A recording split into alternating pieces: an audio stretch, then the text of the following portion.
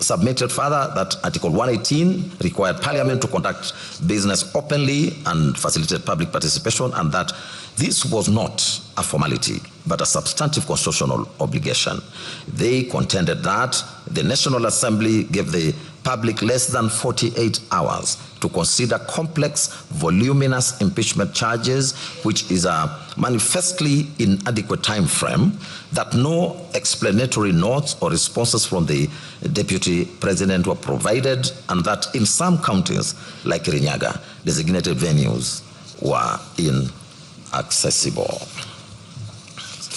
They further asserted that the Senate conducted no independent public participation at all, as it relied on the National Assembly's deficient exercise, which cannot cure the constitutional breach, and they relied on authorities in Law Society of Kenya versus National Assembly of Kenya, 3 others, reported in 2025 KLR, National Assembly and another versus Okoit and 55 others, Civil Appeal number E003 of 2023, consolidated with others.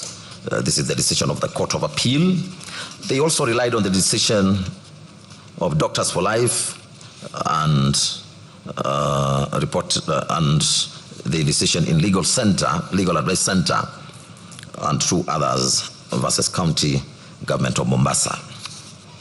On the unconstitutionality of the National Assembly Standing Order 64-2, Learned Counsel argued that the provision imposed line that make meaningful public participation impossible, and that while Article 124 empowered Parliament to make standing orders, such orders are subordinate to the Constitution and cannot defeat constitutional rights, and Article 24 voids any law inconsistent with the Constitution. The petitioners urged the court to declare Standing Order number 64-2 unconstitutional. As the matter in which the Senate proceedings were to be undertaken, Counsel submitted that Article 145.3 provided that the Senate must appoint a special committee to investigate impeachment charges, and that the use of the conjunctive "and" between sub-articles A and B makes the special committee process constitutionally inseparable from the investigative phase. That Articles 145, Sub-Article 4, Sub-Article 5, and Sub-Article 6 refer exclusively to the special committee, and that there is no mention of plenary investigation or under expresso inius est exclusio ulterius, that excluded all other modes of investigation. The petitioners submitted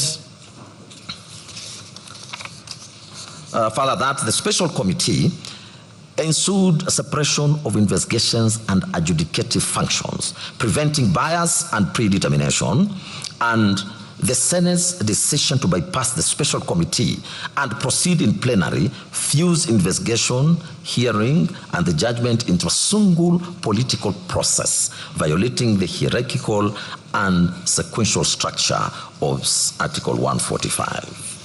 Learned Counsel placed reliance on Martin Nyaga, Wambora, and 3 others was the Speaker of the Senate. This is the Court of Appeal decision, where the Court of Appeal held that the removal of a governor, which mirrors Article 145, is hierarchical and sequential in nature. Counsel argued that the Deputy President was denied a constitutionally prescribed procedural safeguard available to state officers facing removal, thereby violating Article 27 on equality and non-discrimination. They further submitted that Article 50, Sub-Article 1 guarantees the right to a fair hearing, which is expressly protected as non-derogable under Article 25C. Proceeding with impeachment proceedings while the Deputy President was hospitalized and rejecting a reasonable request for adjournment amounted to a gross violation of natural justice. Counsel emphasized that fairness was the unassailable foundation of any removal process. In support, they cited Gachagua versus Speaker, National Assembly, and 3 others, High Court decision, where the High Court reaffirmed that the right to a fair hearing as non-derogable and that any violation renders the process null and void.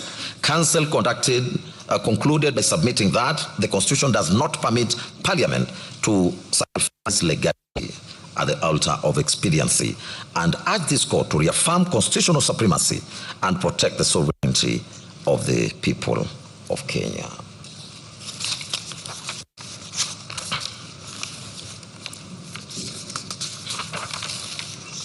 The petitioners prayed for declarations and that the impeachment process violated Article 10,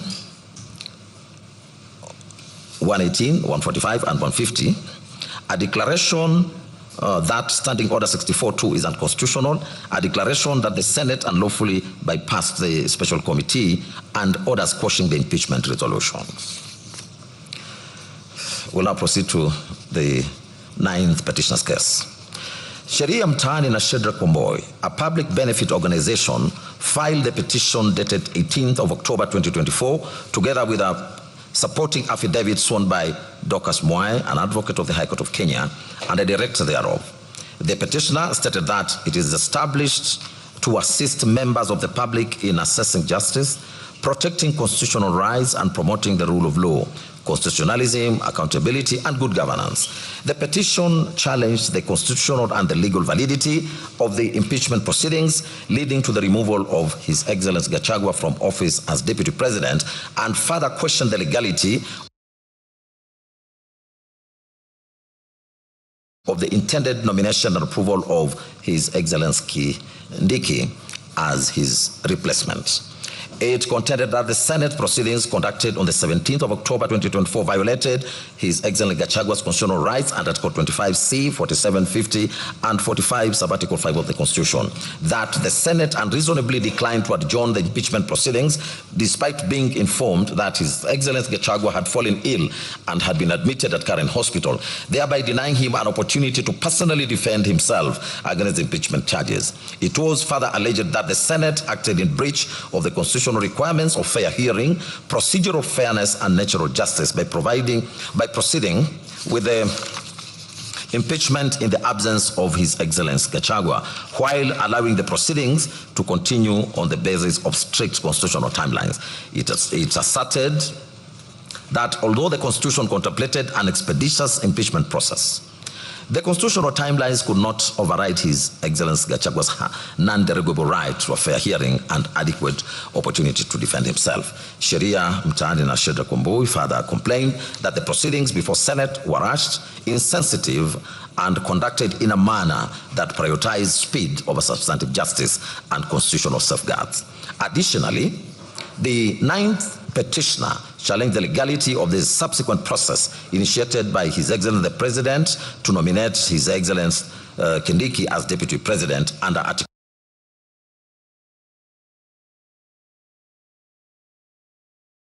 149 of the Constitution. It was contended that the nomination violated Articles 82, 88, and 137 of the Constitution because IIBC was allegedly not properly constituted and therefore incapable of lawful verifying the constitutional qualifications of any nominee to the office of the Deputy President. Sheria Mtaani na Shedrack Wamboi also argued that His Excellency Kindiki's nomination contravened Article 137 of the Constitution on the basis that he remained a serving Cabinet Secretary for Interior and National Administration at the time of his nomination. For these reasons, the organization sought the following prayers. A declaration be and is hereby issued that the rights and fundamental freedoms of the interested party herein to which his rights and fundamental freedoms under Articles 25, 50, 27, 47, 145 were grossly violated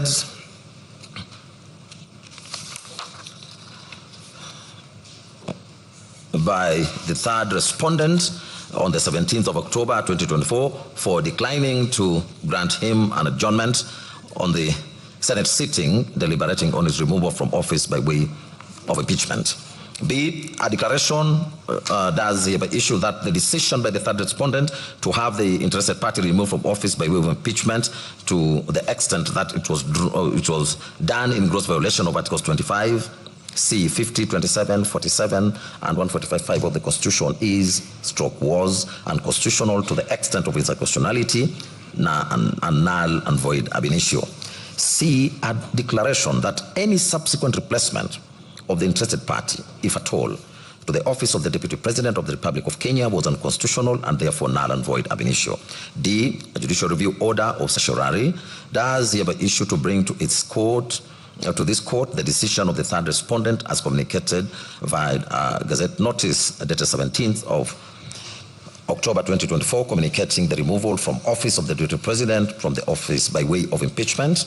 E, a judicial review order of certiorari does hereby issue to bring to this court the decision of the President of the Republic of Kenya nominating His Excellency Kithure, His Excellency Kindiki as Deputy President of the Republic of Kenya for the purpose of quashing and the said appointment, and that the said appointment failed the qualification for the Deputy President as provided for under Article 137(2)(b) and 3 of the Constitution. F, alternatively, this court be pleased to make a declaration that the appointment of the Deputy President by the President to fill in the vacancy arising from the removal of the interested party from office pursuant to Article 149 of the Constitution must be read together with Article 82 and 88 of the Constitution to give the IEBC its constitutional mandate to approve the name of a nominee as proposed under Article 149 of the Constitution. G, a declaration be made that the approval of Professor Kithure Kindiki or any other person as Deputy President of the Republic of Kenya is subject to Article 82 and 88 and 137 of the Constitution. Costs of the petition be provided, interest on one above at court rate till payment in full, and this court be pleased to make any further and other relief as it may deem fit in the circumstances. In respect of the 9th respondent submissions, led by Counsel Shadrach Wamoi, the 9th respondent identified 3 principal issues for court's determination. A, whether the nomination of a Deputy President can be legally finalized or approved in the absence of a fully constituted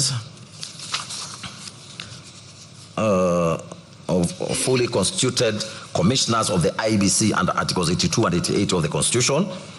B, whether the Senate's refusal to grant His Excellency Gachagua an adjournment due to documented illness during the impeachment proceedings constituted a breach of the rights to a fair hearing and natural justice under Articles 25C, 47 and 50 of the Constitution. And C, whether the nomination of Honorable Kindiki while serving as a Cabinet Secretary is constitutionally infirm for violating eligibility criteria under Article 148 as read with Article 137.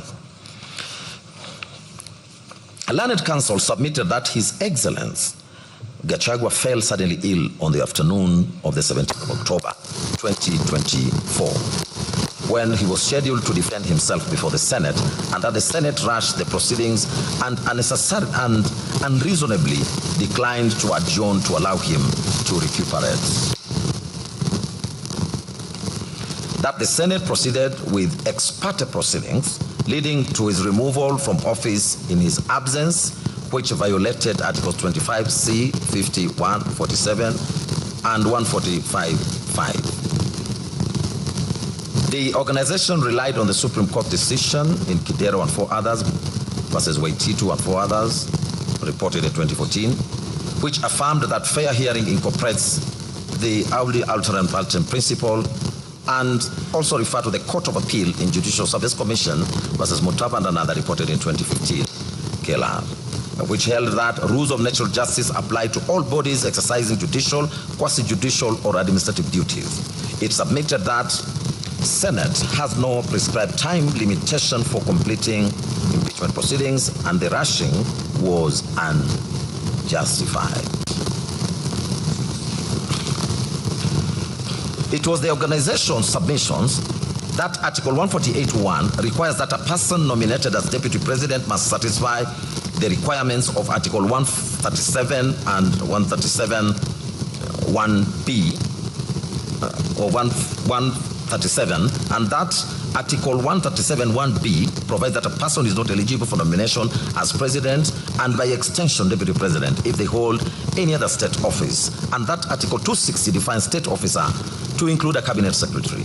It submitted that at the time of his nomination and parliamentary approval on 18th of October 2024, His Excellency Kindiki was serving as the Cabinet Secretary for Interior, and therefore he did not satisfy the constitutional eligibility criteria, rendering his nomination null and void ab initio. It was the organization's further submission that at the material time in October 2024, the IEBC was not fully constituted and it lacked the requisite number of commissioners, as the previous commissioners had resigned or retired. Articles 82 and 88 establishes a constitutional architecture requiring a lawful and fully constituted IEBC to oversee electoral and nomination processes, and that the Supreme Court in IEBC versus AG Advisory Opinion number 4 of 2024, reported in 2025, held that a clear distinction must be drawn between administrative continuity by the Secretariat and the exercise of constitutional authority vested in the Commission as a collegial entity. It submitted that the exercise of constitutional functions reserved for the Commission under Article 88, Sub-Article 4, cannot be lawfully discharged in the absence of a properly constituted Commission with the requisite quorum. It was further submitted that in the absence of commissioners, IEBC was constitutionally incapable from undertaking its mandated electoral processes, and that the approval of a deputy president nominee, the second highest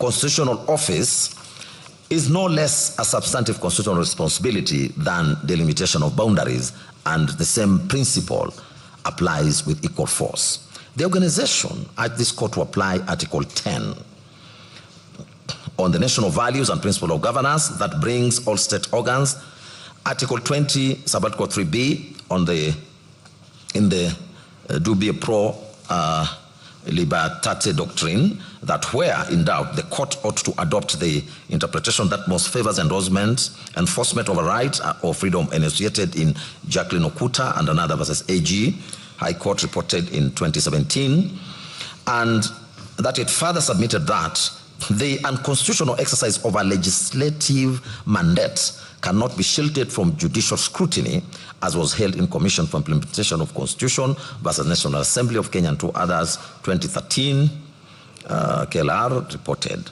In the end, the petitioner prayed that the petition be accordingly allowed. I now proceed to the 10th to 41st petitioner's case.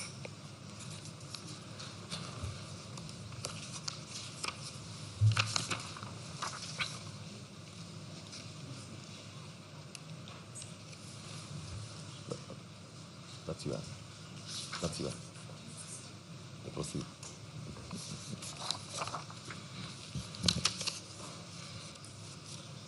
Let me take the 10th to 41st petitioner's case. The 10th to 41st petitioners are a group of Kenyan citizens and one registered association, primarily from Central Kenya region. They filed the petition dated the 17th of October 2024. That was amended on the 18th of June 2025 and re-amended on the 16th of December 2025. They challenged the constitutional validity of the impeachment process and subsequent removal of H.E. Gachagua as Deputy President of Kenya, stating that the National Assembly and the Senate failed to comply with Article 152 of the Constitution, which requires them to modify the presidential impeachment procedure under Articles 144 and 145 for the Deputy President. They said that instead they apply the same rules under Standing Orders 64 and 65 for the National Assembly and Standing Orders 78 and 79 for the Senate without necessary modifications, ignoring that the Deputy President does not have the same powers, prestige, or legal immunities as the President. The petitioners aver that this failure rendered the entire impeachment process invalid, null and void ab initio, and violated the right to a fair hearing under Articles 25, 27, and 50. It was their further position that the impeachment was not a genuine parliamentary process, but bulldozed by political and financial inducements to capture parliament, turning it into a tool to remove the DP and settle political scores, thereby subverting the sovereign will of the people who elected the deputy president in the August 2022 general election. They asserted that the president and the deputy president were elected on a joint ticket and that the impeachment violated the rights of the petitioners and other voters from the central Kenya region who voted for that joint mandate.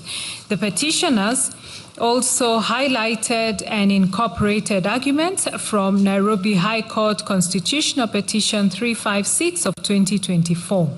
In that matter, it was alleged that both H.E. President Ruto and H.E. Gachagua had violated their oaths of office and the Constitution through various actions. Specifically, it was claimed that the president accepted foreign gifts valued at approximately Kenya shillings 240 million in the form of paid-for jet hire and fuel costs for a state visit to the United States, thereby exceeding the legal threshold permitted for such gifts. It was further alleged that the president entered into a secretive treaty with the United States to designate Kenya as a non-NATO ally without tabling the agreement before the National Assembly and Senate as required by constitutional oversight. Additional claims included intimidation and threats directed at members of parliament to bypass oversight, as well as inducement of political defections to artificially control the majority party coalition. The petitioners accused the president of using state violence to criminalize and suppress the Gen Z, otherwise read the Generation X good governance protests, as well as the July 2023 protests against oppressive taxation and the high cost of living, and that he distributed state appointments along acute ethnic lines. Additionally, H.E. Gachagua was faulted for publicly dividing Kenyan citizens into shareholders and non-shareholders in quotes, based on political alignment, whereas H.E. President Ruto is accused of spending hundreds of millions of public funds to conduct avoidable by-elections caused by appointing sitting MPs and senators to the cabinet.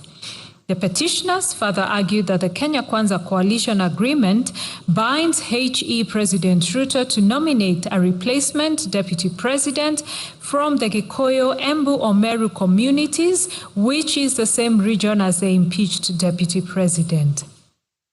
They sought a declaration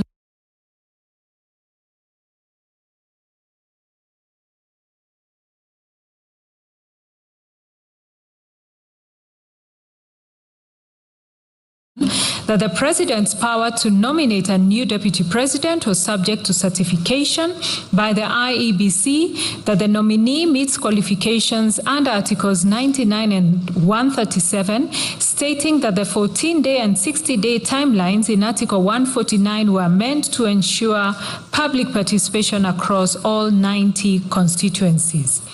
Consequently, the petitioners asked the court to declare the nomination and approval of H.E. Kindiki as the new deputy president as unlawful, null, and void. The petitioners thus sought the following reliefs from this court. 1, a declaration be issued to declare that the first petitioner was impeached by the National Assembly and removed by the Senate under a procedure that violated Articles 27, 50, and 150 sub-Article 2 of the Constitution.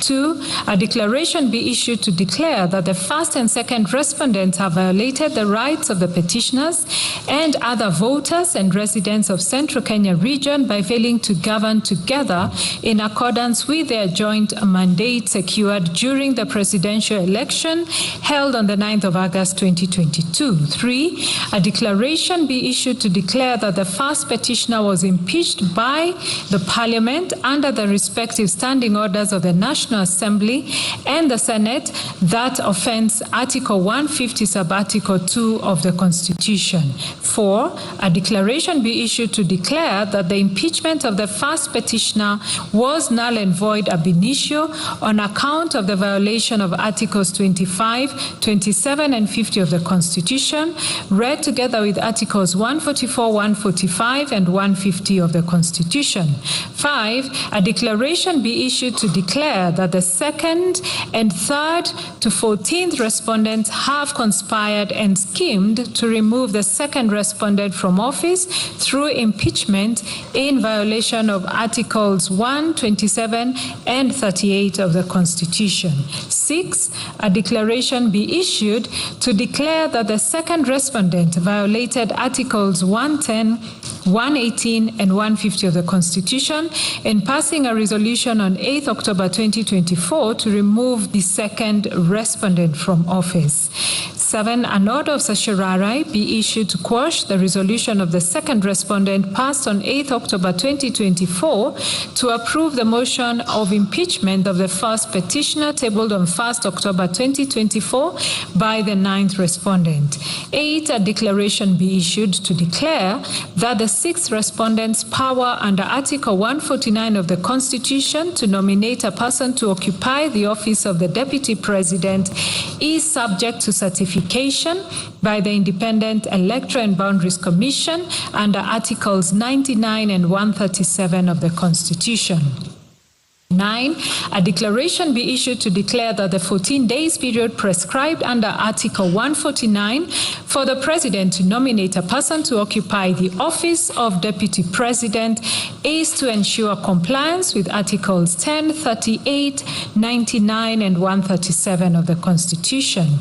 10, a declaration be issued to declare that the 60 days period prescribed under Article 149(1) of the Constitution for the National Assembly to vote on the President's nomination to fill the vacancy in the office of the Deputy President is to ensure compliance with the requirement of public participation in all the 290 constituencies in accordance with Article 1, 10, 27, 38, 118, and 136 of the Constitution. 11, that by dint of Articles 1, 10, 27, and 38 of the Constitution, the first respondent is bound by the Kenya Kwanza Coalition Agreement dated the 5th of April 2022 to nominate a qualified person from either of the Gikuyu, Embu, and Meru communities to fill the vacancy in the office of the Deputy President occasioned by the impeachment of the second respondent. 12, a declaration be issued to declare that the 6th respondent's nomination and of approval, therefore, by the National Assembly of H.E. Honorable Kithure Kindiki, the second interested party herein, as Deputy President is unlawful, null and void ab initio. 13, the Honorable Court be pleased to issue an order of certiorari to quash the nomination by the National Assembly of Honorable Kithure Kindiki as the Deputy President via Gazette notice published in a special issue of the Kenya Gazette dated 18th October 2024.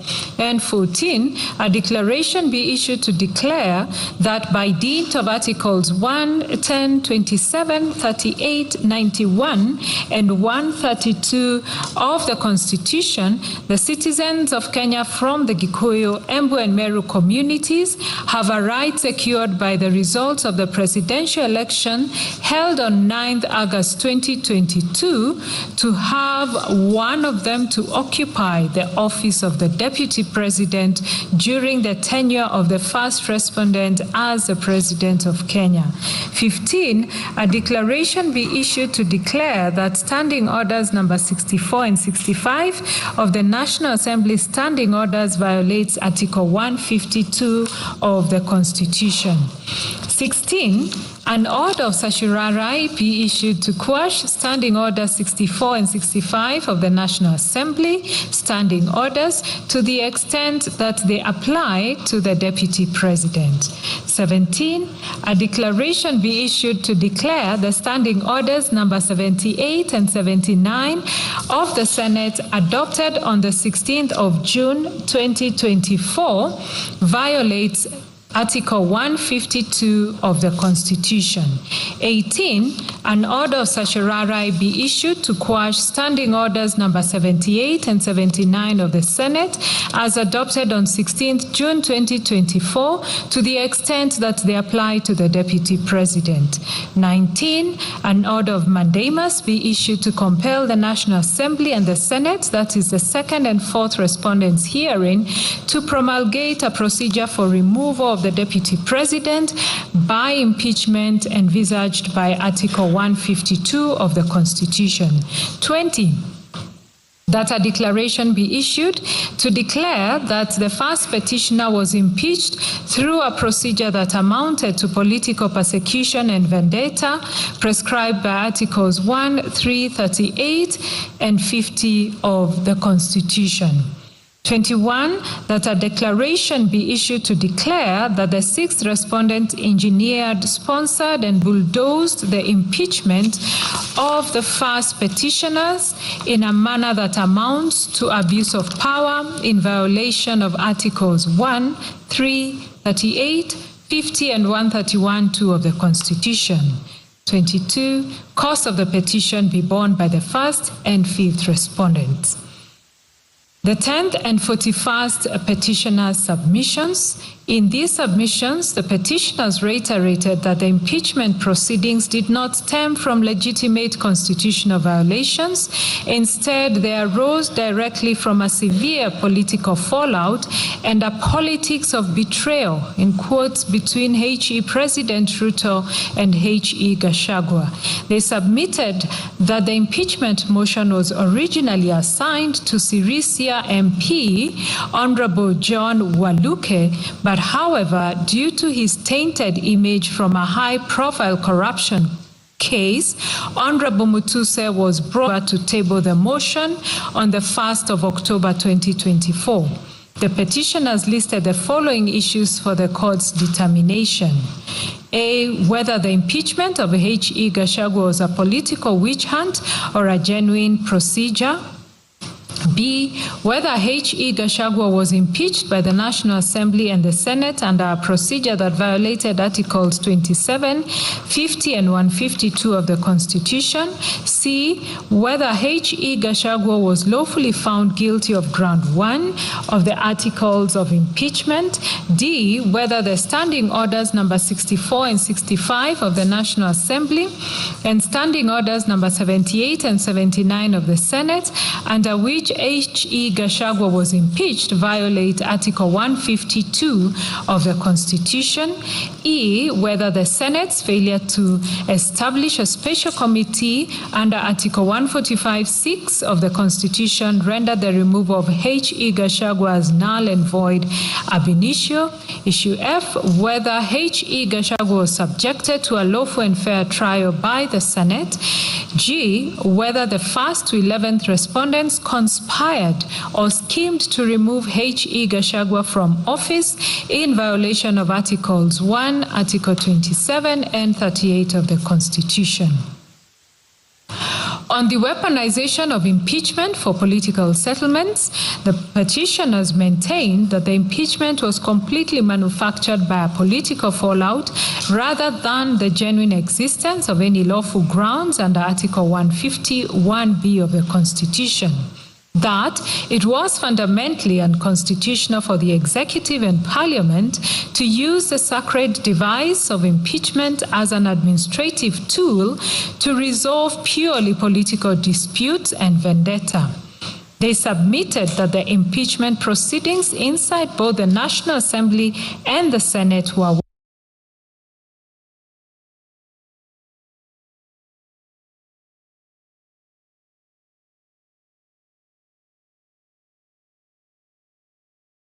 weaponized and conducted in absolute violation of substantive and procedural provisions guaranteed under the Constitution, as well as the standing orders of both chambers.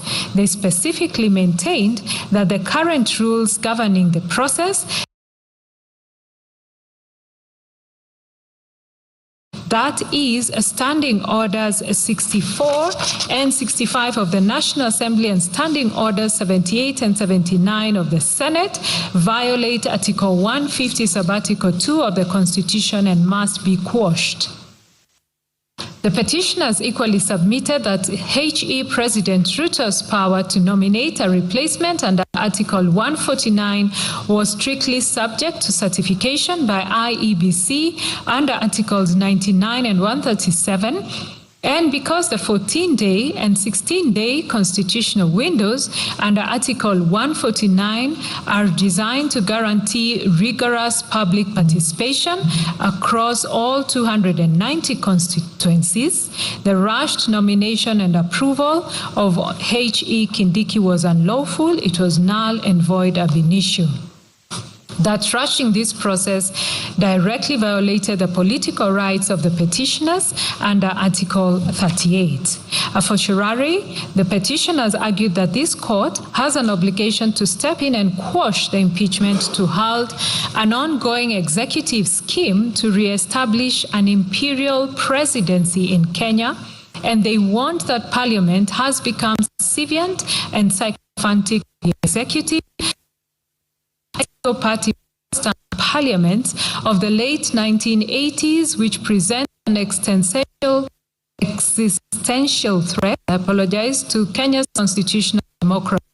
They recited the prayers that sought to declare the impeachment null, void, and an act of political persecution that violated Articles 25, 27, 50, and 150 of the Constitution, and orders of certiorari quashing the National Assembly's 8 October 2024 resolution approving the impeachment motion, and Gazette Notice 13401, which appointed H.E. Kindiki as Deputy President.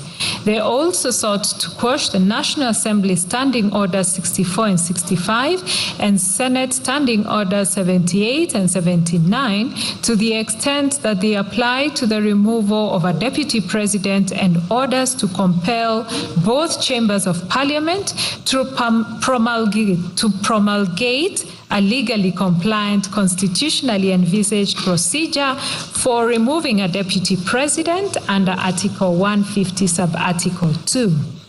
The petitioners relied on various local authorities, including the Sonko case earlier mentioned, as well as Jirongo versus Soy Developers Limited. They also relied on foreign authorities, including Kriegler versus the Law Society of Alberta, Republic R versus Budry, R versus Campbell, R versus Reagan, all of which citations you will find in the judgment, all from the Supreme Court of Canada.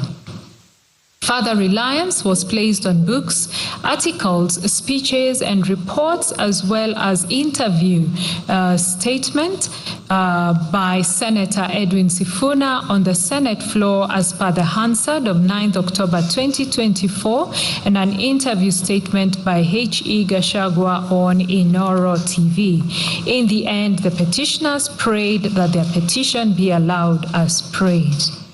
Moving on to the 43rd petitioner's case, Mr. Morara Omoke filed the petition dated 9th October 2024 before the High Court of Kenya at Eldoret, together with a supporting affidavit sworn on the same date in his capacity as a Kenyan citizen and patriot, acting in defense of constitutionalism, the rule of law, and democratic governance.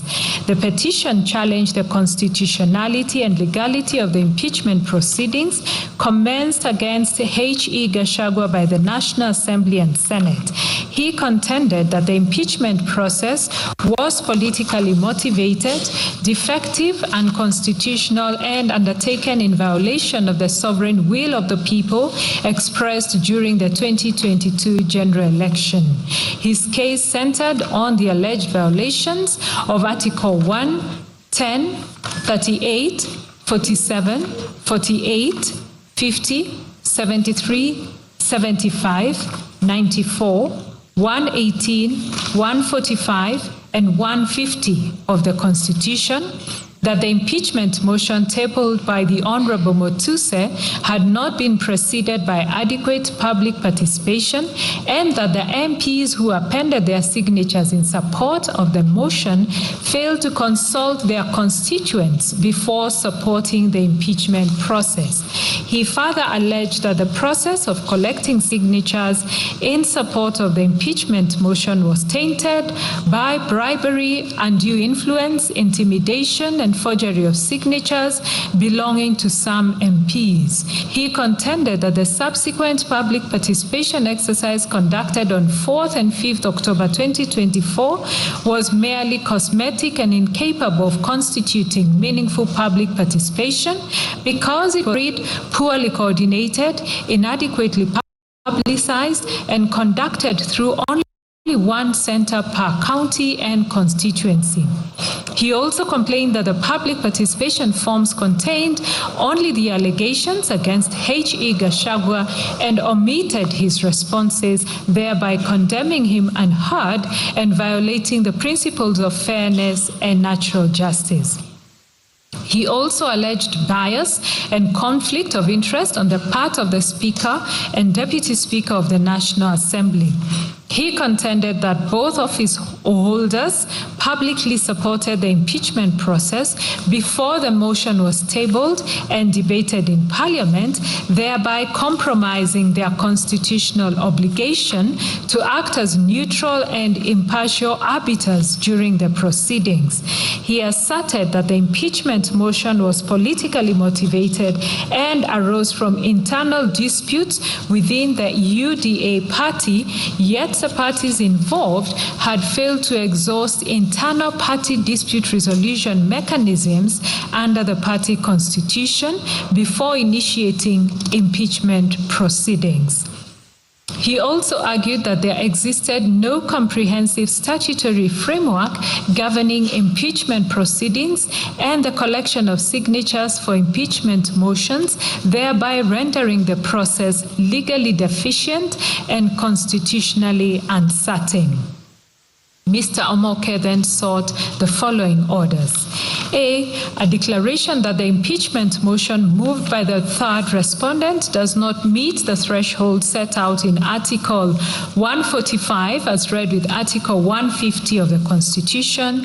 B, a declaration that the impeachment of Geoffrey Rigathi Gachagua was unconstitutional. C, a declaration that the Deputy Speaker of the National Assembly were biased and ought to have disqualified themselves from the impeachment process. D, a declaration that the impeachment motion violated the interested parties' rights under Article 32, 33, 38, 47, 48, 50, 73, and 75 of the Constitution of Kenya 2010. E, a declaration that the impeachment motion against the interested party was tabled in a manner that violates Article 110, 94, and 118 of the Constitution, as no public participation was conducted by Honorable Mutuse, Ekomas Mwengi, and by the members who appended their signatures prior to moving the impeachment motion in the National Assembly.